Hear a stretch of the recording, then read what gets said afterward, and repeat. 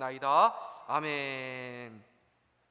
오늘 갚아주시고 도와주시는 하나님이라는 제목으로 말씀 증거하도록 하겠습니다. 삶이 그대를 속일지라도 라는 그 시가 있습니다. 그 시를 모르시는 분이 혹 있을지도 모르시겠는데 그래도 우리가 노래는 한 번쯤은 들어보셨을 거라고 생각합니다. 세상이 그대를 속일지라도, 제가 뭐 부르지는 않겠지만 그런 노래가 있지요. 그 비슷한 류의 그 제목들의 노래와 시들이 많이 있습니다. 그 이유가 무엇입니까? 사람들에게, 많은 사람들에게 공감을 주는 제목이기 때문이라고 생각을 합니다. 이 세상을 살아갈 때에 우리는 이 세상이 참 불공평하다라는 생각을 하게 될 때가 많죠. 내가 수고하고 또 내가 노력한 보상을 내가 참 제대로 받지 못하는 것을 느낄 때가 있습니다. 열심히 살아왔는데 참 속았다 또는 배신을 당했다라고 느낄 때도 있습니다. 누군가에 의해서 내가 이용을 당했다는 마음이 들거나 또 누군가에 의해서 상처를 받은 경험이 있는 분들도 계실 수도 있을 것입니다. 나의 젊음을 다 바쳐가지고 내가 그 회사에, 그 조직에 충성을 했는데 막상 떠나고자 하니까 내 손이 빈손이구나, 내가 쥐은 게 없구나 라고 생각하는 마음이 들기도 하지요. 그런데 오늘 야곱 보면 그런 심정을 야곱이 가졌다는 것을 보게 됩니다. 야곱이 레아와 라헬을 위해서 외손촌 라반 밑에서 14년간을 일했습니다. 14년간 일하면서 아무것도 손에 쥔 것이 없는 것이죠.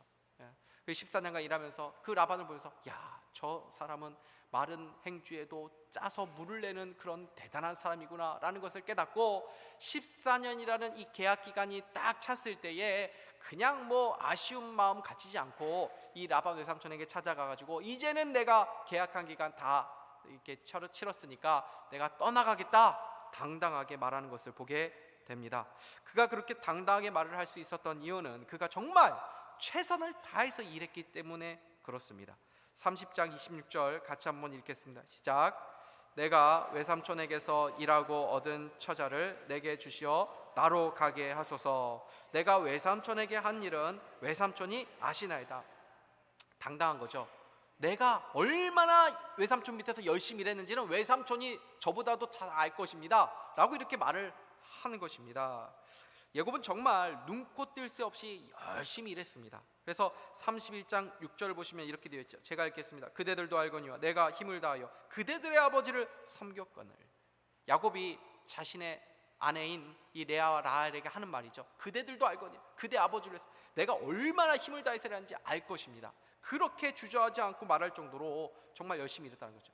라반에게도 이런 말을 했지 않습니까? 오늘 읽은 이 31장 38절에서 40절 말씀을 제가 다시 한번 읽어드리도록 하겠습니다. 내가 이 20년을 외삼촌과 함께 하였거니와 외삼촌의 암양들이나 암염소들이 낙태하지 아니하였고 또 외삼촌의 양떼의 수장을 내가 먹지 아니하였으며 물려 찢긴 것은 내가 외삼촌에게로 가져가지 않고 낮에 도둑 맞았든지 밤에 도둑을 맞았든지 외삼촌이 그것을 내 손에 찾았으므로 내가 스스로 그것을 보충했고 내가 이와 같이 낮에는 더위와 밤에는 추위를 무릅쓰고 눈 붙일 겨를도 없이 14년을 내가 보낸 거 아닙니까? 이렇게 말을 한 것입니다. 그러니까 야곱은 전혀 부끄럽지 않습니다. 너무나도 정직하고 정말 성실하고 최선을 다해서 일했다는 것을 자부하고 있죠. 여러분 근데 한번 보십시오. 우리가 야곱을 생각할 때에 야곱의 이런 모습이 어울립니까? 야곱에게? 좀 놀랍지 않습니까? 야곱이 어떤 사람입니까? 속이는 자. 그 별명이 뭐라고요? 속이는 자다. 남의 등을 쳐서 자기의 복을 막 쟁취하려고 무슨 수단과 방법을 써서라도 자기가 뭔가 많은 것들을 얻어야 되는 사람이 야곱 아닙니까? 우리 그거 알고 있지 않습니까? 근데 야곱이 뭐라고 말한다고요? 제가 정말 정직하게 양 한 마리도 잡아먹지 않고 내 것으로 내가 삼지 않고 탈취하지 않고 정말 오히려 내가 그 짐승에 물린 것 있으면 그 당시에는 이 로스되는 부분, 그러니까 손해되는 부분들이 어느 정도 발생되는 것을 이 주인들이 짐작을 했기 때문에 목동이 양을 칠 때에 한 10% 정도나 이렇게 조금 이렇게 손해를 보더라도 이해해줬단 말이죠. 근데 그 짐승들에게 빼앗기고 도둑에게 빼앗기고 이렇게 해도 내가 그래서 다 보충했다는 거예요. 다 보충했다. 이게 좀 야곱하고 안 어울리는 모습이죠. 어떻게 야곱이 이렇게 된 것입니까? 야곱이 달라진 거죠. 어떻게 야곱이 그 전에 고향에 있었던 모습과 이 하란에서의 모습이 이렇게 달라질 수 있는 것입니까? 그 과정 가운데 그 사이에 무슨 일이 있었습니까? 베델에서 하나님을 만난 경험이 있었죠. 여러분, 야곱은 베델의 하나님을 경험한 이후에 예전의 야곱과 같을 수가 없었던 것입니다. 야곱은 베델에서 하나님을 만나면서 큰 깨달음을 하나 얻었죠. 그것이 무엇이었습니까? 베델의 하나님을 만난 다음에 야곱이 뭐라고 고백합니까? 과연 하나님이 여기에도 계셨구나. 무슨 말입니까? 당시 고대 근동에서는 그 신에 대한 이해가 무엇이었습니까? 고향 땅을 벗어나지 못하는 신, 지방신이었죠. 야곱도 자기 고향을 벗어나면 하나님이 여기는 안 계실 줄 알았는데 하나님은 과연 여기에도 계시다라는 것을 깨달은 것입니다. 더욱이 그 베델의 하나님이 야곱에게 약속하신 것이 무엇이었습니까? 내가 어디로 가든지 너와 함께 할 것이다 약속하셨죠. 여러분, 야곱은요 그것을 잊을 수가 없는 것입니다. 그 베델에서 하나님 만난 사건은 평생 동안 잊혀지지 않는 거거든요. 하나님께서 무슨 약속을 하셨는지 야곱은 기억하고 있습니다. 그러니까 내가 너와 함께 할 거야, 네가 어디로 가든지 너와 함께 할 거야, 그 아는 야곱 아닙니까? 그러니까 야곱은 지금 하란 땅에 있지만 늘 누구를 생각하고 있습니까? 하나님이죠. 하나님이 지금 나와 함께 하고 계신다. 이곳에서 함께 하고 계신다. 이 낮에도 밤에도 이 목동을 일을 하는 이 가운데도 함께 하신다. 여러분, 예수님을 믿기 전과 예수님을 믿은 후의 삶은 같을 수 없는 것입니다. 물론 여전히 죄의 본성이 우리 안에 남아있기 때문에 우리가 생각할 때는 참 우리가 변화되어 가는 것이 너무나도 더디다고 느낄 때도 많이 있죠. 그러나 결코 그렇지 않습니다. 우리가 예수를 만났을 때 가장 큰 변화가 일어나는 것입니다. 그것이 무엇입니까? 하나님에 대한 아주 뚜렷한 의식이 생기는 것입니다. 그 전에는 내가 죄를 졌습니다. 근데 그냥 편안하게 죄를 졌습니다. 그게 죄인지도 몰랐습니다. 그런데 예수님 만난 이후에는 같은 죄를 짓긴 지어도, 그렇죠? 지을 때도 있죠. 같은 죄를 지어도 내 예전과 같은 마음이 아니죠. 내가 그 죄를 져도 이제 마음이 불편합니다. 왜요? 하나님이 보고 계시다, 하나님이 알고 계시다 라는 마음이 있기 때문입니다. 그래서 우리 마음 가운데 죄를 져도 불편한 마음이 있습니다. 성령님께서 내가 죄를 짓는데 편안하게 죄를 짓도록 만들지 않습니다. 우리에게 불편함을 주는 것입니다. 예전에 그냥 아무렇지 않게 세상의 욕심을 따라 살았다 하더라도 이제는 세상 방식대로 세상의 가치를 따라 살면은 마음이 편하지 않는 것이죠. 야곱이 양 한 마리를 훔쳐먹지 않은 이유는 그가 양 치는 곳에서도 하나님이 계신 베델이고 양을 치는 일이 예배하는 일이고 그의 일이 곧 하나님을 섬기는 일이었다라는 생각을 하고 있었기 때문입니다. 그러므로 하나님을 만난 사람들은 삶의 터전에서도 태도가 다를 수밖에 없습니다. 누가 봐서가 아니라, 누가 있어서가 아니라 하나님 앞에서 행하는 것입니다. 그래서 우리 자녀들이 예수를 잘 믿으면 세상 어디에 우리 자녀들이 있어도 걱정할 필요가 없는 것이지요. 부모가 없다고 해서 그들은 마음대로 살지 않기 때문입니다. 믿음이 있으면 요새처럼 다른 사람이 안 본다 할지라도 내가 어떻게 하나님 앞에서 죄를 범할 수 있겠습니까? 라고 하면서 경건한 자녀로 살아갈 줄 믿습니다. 우리는 우리의 일터가 단순히 돈을 버는 수단이라고 생각하지 않습니다. 그곳은 하나님을 사랑하고 또 이웃을 사랑하는 그 실천의 현장이고 하나님을 예배하는 곳이고 그곳은 우리의 믿음의 실력과 우리의 믿음의 실체가 드러나는 곳이죠. 골로새서 3장 22절에서 24절 이렇게 말씀하는데 우리 같이 한번 읽겠습니다. 시작. 종들아, 모든 일에 육신의 상전들에게 순종하되 사람을 기쁘게 하는 자와 같이 눈가림만 하지 말고 오직 주를 두려워하여 성실한 마음으로 하라. 무슨 일을 하든지 마음을 다하여 주께 하듯 하고 사람에게 하듯 하지 말라. 이는 기업의 상을 주께 받을 줄 아나니 너희는 주 그리스도를. 종들아, 너희들이 상전을 섬기는 것이 아니다. 누구를 섬기는 거라고요? 너희들의 일은 무슨 일이다? 그리스도를 섬기는 일이다. 너희들은 그리스도 섬기는 일을 하는 자들이다. 우리들이 하는 모든 일상의 일들은 그리스도를 섬기는 일이다. 주님을 위한 일이다. 주님을 섬기는 일이다. 주의 일이다 라는 것을 말씀하고 있는 것입니다. 야곱의 성실함과 정직함 속에서 라반이 정말 막 큰 부자가 됩니다. 그런데 야곱이 이제 떠나겠다고 하니까 라반이 마음이 급해지죠. 왜요? 그동안 자신이 부가 그렇게 많이 이루어진 것을 쌓아진 것은 이 야곱 덕택이다라는 것을 톡톡히 알았기 때문입니다. 그래서 라반이 사정을 합니다. 27절 말씀 같이 읽겠습니다. 시작. 라반이 그에게 이르되 여호와께서 너로 말미암아 내게 복 주신 줄을 내가 깨달았노니 네가 나를 사랑스럽게 여기거든 그대로 있으라. 매우 저자세로 사정을 하는 것입니다. 제발 제발 나를 생각해서 여기 좀 있어줘. 그러면서 말로만 안 되죠. 라반은 뭐 모든 것을 다 돈이 따라가야 되는 사람 아닙니까? 그러니까 알죠. 상대방도 돈을 따라서 이렇게 움직인다는 것을 생각하니까 네가 백지수표를 내면서 네가 원하는 것 다 말해라. 내가 그 품삯을 내가 이제 줄 것이다 하면서 백지수표를 냅니다. 근데 야곱이 그 이상한 제안을 합니다. 그럼 뭐 얼마를 주십시오 이렇게 할 만한데 이상한 제안을 하죠. 32절 보면은 이렇게 되어 있습니다. 제가 읽겠습니다. 오늘 내가 외삼촌의 양떼를 두루 다니며 그 양 중 아롱진 것과 점 있는 것과 검은 것을 가려내며 또 염소 중에 점 있는 것과 아롱진 것을 가려내리니 이 같은 것이 내 품삯이 되리이다. 당시 고대 근동에서는 양들은 대부분 흰색이었습니다. 검은색 양이 잘 없거든요. 그런데 검은색 양이나 또는 뭐 점 있는 것이나 아롱진 것, 또 염소 중에서도 점 있는 것이나 아롱진 것, 이런 것들이 있으면 그런 것들 내 품삯으로 하겠습니다 이렇게 정한 것입니다. 당시에 그런 종류의 그 새끼들이 나올 확률이 그 5%가 채 되지 않았다고 합니다. 근데 당시에 목동들이 양을 쳤을 때에 받는 그 평균적인 품삯이 약 20%라 그러거든요. 20%가 적은 것이 아닙니다. 꽤 많은 것입니다. 그래, 왜냐하면 주인이 그 목동의 일이 얼마나 더 힘든 일인지를 알았기 때문에 그 정도를 이제 줬다라고 합니다. 그렇기 때문에 더 많이 새끼를 치고 더 많이 이제 떼가 많아지면은, 양들이나 염소 떼가 많아지면은 그만큼 또 이제 퍼센테이지로 받으니까 더 많이 또 이제 목동도 얻을 수 있으니까 또 열심히 일하게끔 하는 그런 구조로 만들었던 것이죠. 그런데 야곱은 그렇게 제안이 왔으면 최소 뭐 30% 이렇게 제한할 수 있지 않습니까? 그런데 그렇게 말하지 않고 오히려 한 5%가 채 되지 않는 그러한 확률의 그런 새끼들이 나오면 내 것으로 하겠습니다, 내 품삯으로 하겠습니다 라고 말을 하고 있다는 것입니다. 그런데 라반이 얼마나 지독한 사람입니까? 라반이 그것을 들었을 때에 정말 좋은 제안이죠. 라반에게는 손해볼 게 없는 것입니다. 그러니까 그렇게 하자 이렇게 말하는데, 라반이 얼마나 독한 사람인지 그 다음에 어떤 행동을 합니까? 35절에서 36절을 보시면 제가 읽겠습니다. 그날에 그가 수염소 중 얼룩무늬 있는 것과 점 있는 것을 가리고 암용소 중 흰 바탕에 아롱진 것과 점 있는 것을 가리고 양 중에 검은 것들을 가려서 자기 아들들의 손에 맡기고 자기와 야곱의 사이를 사흘길을 뜨게 하였고 야곱은 라반의 남은 양떼를 지니라. 그러니까 그래 그렇게 하자, 뭐 손해볼 거 없으니까요, 그렇게 하자 했는데, 그러고 나서 바로 라반이 가가지고 무슨 일을 한 것입니까?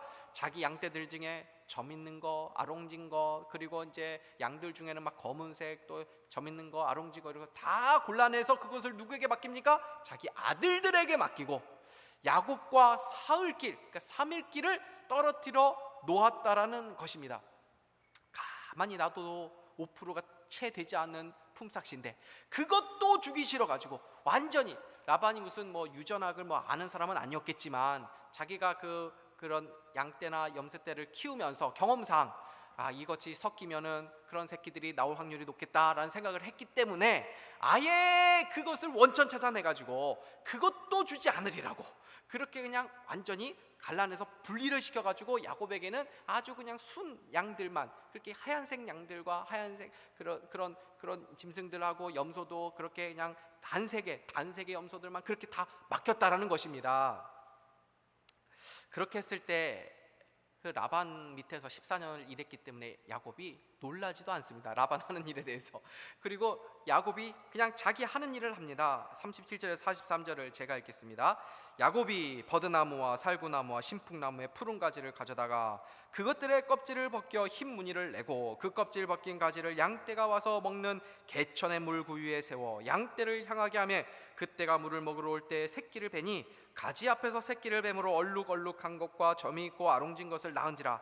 야곱이 새끼 양을 구분하고 그 얼룩무늬와 검은 빛 있는 것을 라반의 양과 서로 마주보게 하며 자기 양을 따로 두어 라반의 양과 섞이지 않게 하며 튼튼한 양이 새끼 뵐 때에는 야곱이 개천에다가 양떼의 눈앞에 그 가지를 두어 양이 그 가지 곁에서 새끼를 베게 하고 약한 양이면 그 가지를 두지 아니하니 그렇게 함으로 약한 것은 라반의 것이 되고 튼튼한 것은 야곱의 것이 된지라.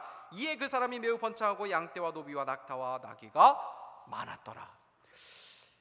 지금 야곱이 치는 양떼와 염소떼들은 얼룩이가 없습니다. 무늬 있는 것들이 없습니다. 그런데 야곱이 양떼를 데리고 물을 먹이러 가면은 거기서 이제 새끼를 뱉는데, 그때 그 앞에 나뭇가지를 두었는데, 그 나뭇가지를 어떤 나뭇가지를 두었습니까?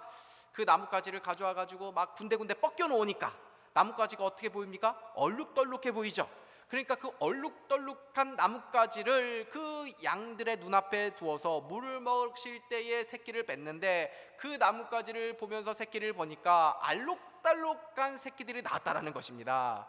그리고 그 보니까 야, 이거 되네, 이 효과가 있네. 그러더니 이제는 튼튼한 것들만 와서 물을 마실 때 그 이제 나뭇가지를 두고, 튼튼하지 않고 약한 것들이 나올 때는 그 나뭇가지를 두지 않아서 결국은 튼실한 것들은 자기 것, 야곱의 것이 되고, 튼튼하지 않은 허약하고 막 병치레 앓고 막 그런 것들은 라반의 것이 되더라라는 이 말이죠. 여러분, 이 말씀을 우리가 어떻게 이해할 수 있겠습니까? 이게 상식적으로 이해가 되는 말씀입니까? 이해가 안 되는 것이죠. 당시 이렇게 행동을 했던 이유는 그것이 하나의 미신적 행위였기 때문이었습니다. 근데 그런 미신적인 행위를 한다고 해서 그렇게 나올 수 있는 것입니까? 그럴 수 없죠. 야곱이 그런 방식을 동원했기 때문에 그렇게 나왔다는 것을 성경이 말해주는 것이 아닙니다. 하나님께서 복을 주셨다는 것입니다. 야곱은 이때까지만 해도 하나님 앞에 기도하거나 하나님의 도움을 구하는 모습이 나오지 않습니다. 야곱은 하나님을 만났습니다. 하나님의 음성을 들었습니다. 하나님을 알고 있습니다. 그러나 야곱은 여전히 하나님 앞에서 기도하는 것보다 세상적인 방법을 동원하는 것에 익숙했던 사람이라는 것을 성경이 보여주는 것입니다. 그런 야곱이라 할지라도 그럼에도 불구하고 하나님은 야곱에게 복을 주셨다라는 것을 알려주는 것이죠. 야곱이 점점 자신의 재산이 늘어나게 됩니다. 그리고 이로 인해서 라반과 야곱 사이에 갈등이 점점 일어나게 됩니다. 라반의 아들들이 이제 막 말합니다. 비난합니다. 야곱을. 뭐라고요? 아버지의 것을 빼앗아서 저놈은 저렇게 재산을 늘린 거야 라는 그 비난의 소리가 들립니다. 라반과 또 요셉 사이의 갈등의 골이 깊어져 가게 됩니다. 근데 이럴 때에 어느 날 하나님께서 야곱에게 나타나셔서 고향으로 돌아가라는 지시 말씀을 하십니다. 31장 3절 같이 읽겠습니다. 시작. 여호와께서 야곱에게 이르시되 내 조상의 땅 내 족속에게로 돌아가라. 내가 너와 함께 있으리라 하신지라. 이때는 이미 야곱이 고향을 떠난 지 20년째 되던 그런 때입니다. 기다렸던 정관, 어머니가 그래 내가 때가 되면 너에게 사람을 보내서 내가 다시 고향으로 돌아오게 할게 하는 그 리브가 어머니의 정갈은 오지 않고 하나님으로부터 이 지시가 내려온 것입니다. 우리 인생의 때를 결정하는 것은 사람이 아니라 하나님이라는 것을 보여주는 것이지요. 우리의 인생은 하나님의 때에 따라서 움직여지는 인생이라는 것입니다. 야곱은 아내들을 불러서 이렇게 설명합니다. 5절부터 9절 말씀 제가 읽겠습니다. 그들에게 이르되 내가 그대들의 아버지 안색을 본즉 내게 대하여 전과 같지 아니하도다. 그러다 할지라도 내 아버지의 하나님은 나와 함께 계셨느니라. 그대들도 알거니와 내가 힘을 다하여 그대들의 아버지를 섬겼거늘 그대들의 아버지가 나를 속여 품삯을 10번이나 변경하였느니라. 그러나 하나님이 그를 막으사 나를 해치지 못하게 하셨으며 그가 이르기를 점 있는 것이 내 삭시 되리라 하면 온 양떼가 낳은 것이 점 있는 것이요 또 얼룩무늬 있는 것이 내 삭시 되리라 하면 온 양떼가 낳은 것이 얼룩무늬 있는 것이니 하나님이 이같이 그대들의 아버지의 가축을 빼앗아 내게 주셨느니라. 야곱이 이 하나님에서 살았던 삶에 대해서 하나의 신앙 고백, 간증을 지금 하고 있는 것입니다. 야곱이 얼마나 부당한 대우를 받았는지 뭐라고 말합니까? 원래 라반과 야곱의 계약이 무엇이었습니까? 야곱이 이제 떠나겠다고 했을 때 그래 뭐 점 있는 것, 얼룩 있는 것, 또 이제 양떼들 중에서 검은 것은 네 것으로 하자 계약했죠. 그런데 라반이 나중에 그 계약을 어떻게 자꾸 변경했습니까? 자꾸 그런 것들이 많이 나오니까 라반이 야곱에게 말한 것입니다. 야, 그렇게 이렇게 해도 많이 나오니까 점 있는 것만 하자. 점 있는 것만 네 걸로 하자. 검은 거 이런 거 빼고 얼룩한 거 빼고 점 있는 것만. 그렇게 계약을 바꾼 것입니다.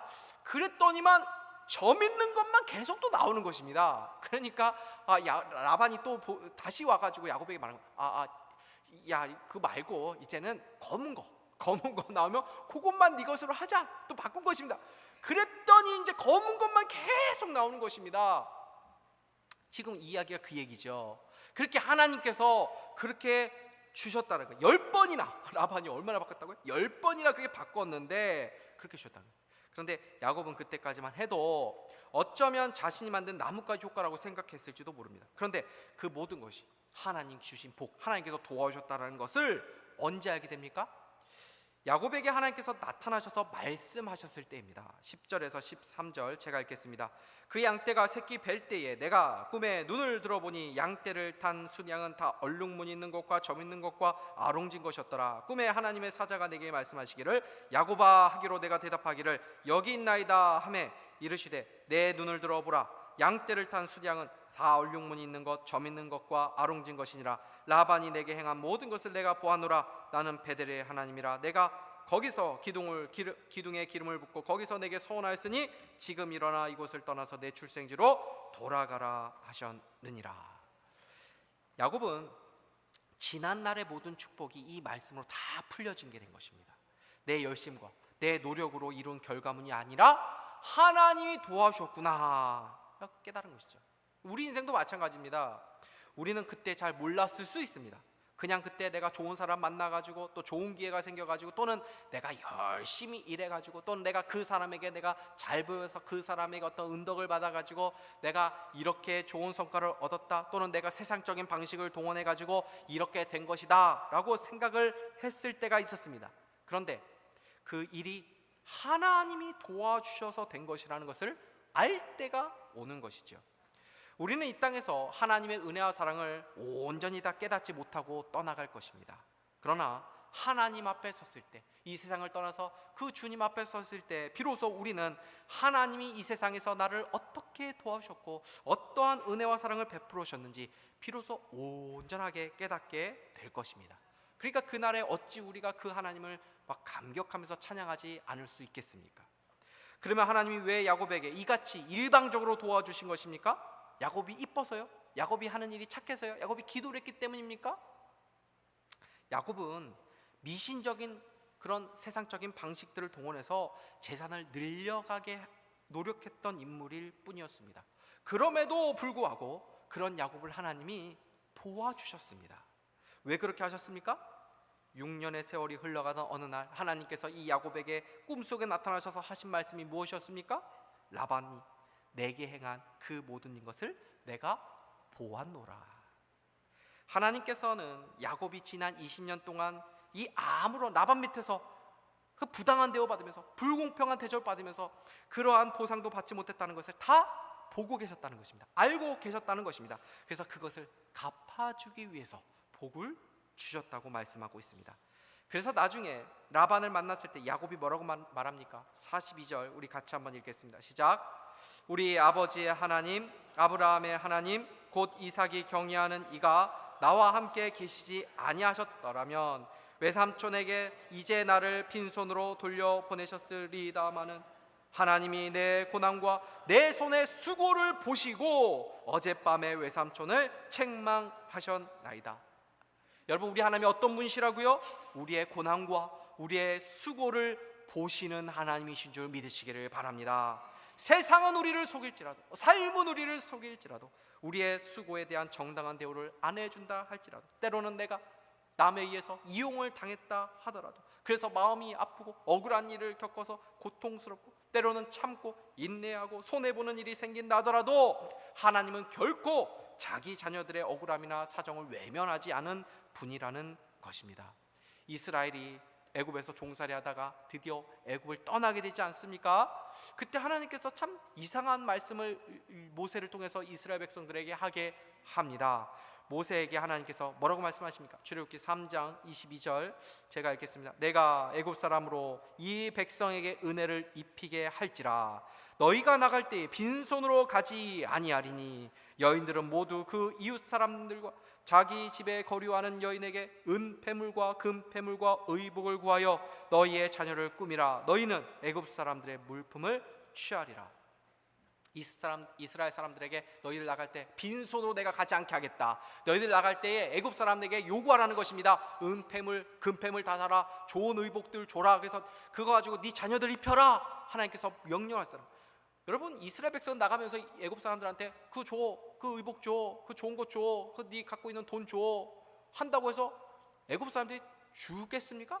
줄 이유가 없죠. 그런데 하나님께서 은혜를 베푸시니까 애굽 사람들이 다 주더라는 것입니다. 그렇게 하나님께서 이스라엘 백성의 마음을 위로하시고 그 모든 것들을 갚아주신 것을 보여주시는 것이죠.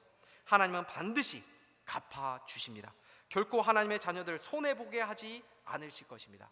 여러분, 우리 부모들 많이 계시지 않습니까? 부모인 우리 자녀들이 세상에 나가서 그죠? 마음 아픈 일 당하고 손해보는 일 당하고 뭐 친구들에게 의해서 막 속아가지고 막 사기 당하고 하면은 마음이 좋습니까? 마음이 상하죠.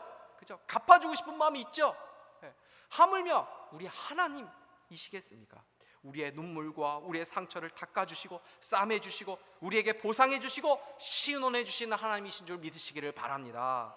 야곱은 처자식들과 또 모든 재물과 가축을 다 이끌고 떠나가게 됩니다.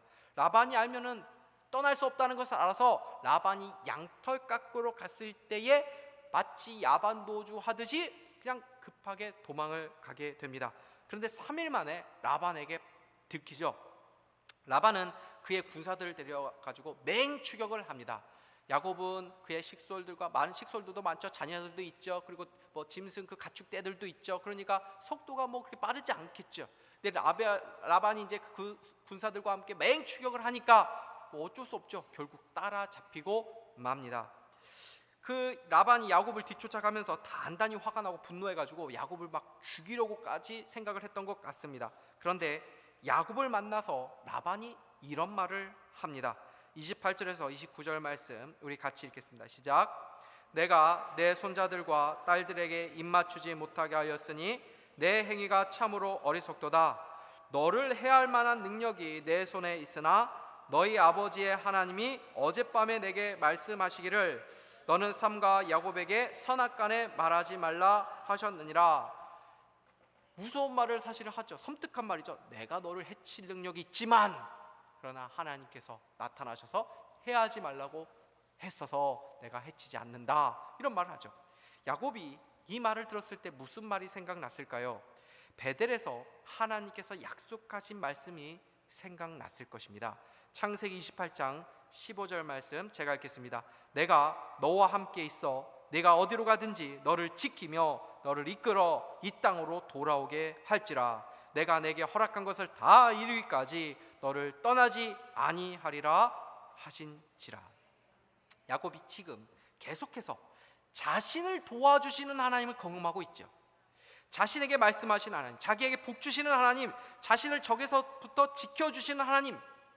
야곱의 하나님은 약속을 지키시는 하나님이시고 야곱을 일방적으로 야곱의 편에서 도와주시는 하나님이라는 것을 야곱이 경험하고 있는 것입니다. 라반은 야곱과 함께 하시는 하나님을 보면서 야곱을 해치지 못합니다. 오히려 야곱을 두려워하면서 야곱과 언약을 맺습니다. 그리고 하나님은 라반이 이 야곱의 손주들과 이렇게 이제 축복하면서 헤어질 수 있도록, 그렇게 좋은 관계로 떠나갈 수 있도록 그렇게 도와주시죠. 이 모든 일이 야곱의 힘으로 된 것입니까? 아닙니다. 하나님이 전적으로 야곱을 도와주신 결과인 것입니다. 오늘 말씀에서 우리는 야곱을 도와주시는 하나님을 만나게 됩니다. 하나님이 도와주신다는 것은 우리를 이 뭐 야곱처럼 뭐 이렇게 그러면 우리를 부자 되게 만드시구나, 그런 것이 아닙니다. 우리가 이 세상 살면서 어떠한 뭐 사고와 위험에서 완전히 벗어나게 하신다, 그런 것도 아닙니다. 하나님이 우리를 도와주신다, 하나님이 도우시는 인생이다라는 것은 우리가 때로는 연약해 보일 때도 있고 때로는 우리가 어둔하고 미련해서 어리석어서 세상의 방식을 동원해가지고 뭔가 이렇게 하려고 할 때도 있고 때로는 우리가 넘어질 때도 있지만 여전히 하나님이 내 인생 속에서 하나님의 선하심과 인자하심과 자비를 끊임없이 보여주시면서 교만하고 강팍하고 어둔한 우리들에게 기어이 하나님 왜 저에게 이렇게까지 하시는 것입니까? 하나님 왜 저를 이렇게 사랑하시는 것입니까? 라는 고백을 터져나게 만드시면서 점점 우리로 하여금 하나님을 사랑하고 그 하나님을 신뢰하는 자리 가운데 나아가도록 변하도록 도와주신다는 것입니다. 우리가 왜 이런 하나님의 전폭적인 지지와 도움을 받는 것입니까? 그 이유가 무엇입니까? 누구 때문에 그렇습니까? 우리 구주 예수 그리스도 때문인 줄 믿으시기를 바랍니다. 로마서 8장 38절에서 39절 우리 다 같이 한번 읽겠습니다. 시작. 내가 확신하노니 사망이나 생명이나 천사들이나 권세자들이나 현재의 일이나 장래의 일이나 능력이나 높음이나 깊음이나 다른 어떤 피조물이라도 우리를 우리 주 그리스도 예수 안에 있는 하나님의 사랑에서 끊을 수 없으리라. 할렐루야.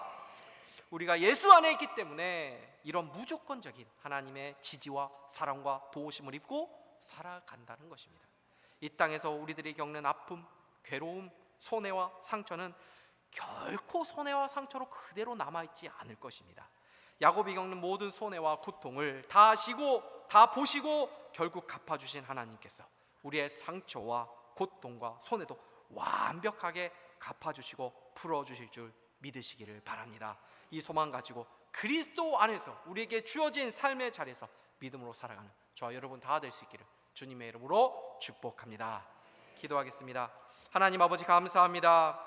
우리의 어떠함과 상관없이 언제나 우리를 사랑하시고 우리를 도와주시고 우리를 변화시켜 가시는 하나님을 찬양합니다. 이 하나님의 도우심과 갚으심을 우리가 늘 기억하면서 눈물 골짜기 같은 이 세상을 걸어갈 때도 위로를 얻고 소망을 가지고 끝까지 우리에게 주셔진 이 믿음의 경주를 완주할 수 있도록 도와주시옵소서. 감사드리며 예수 그리스도의 이름으로 기도하옵나이다.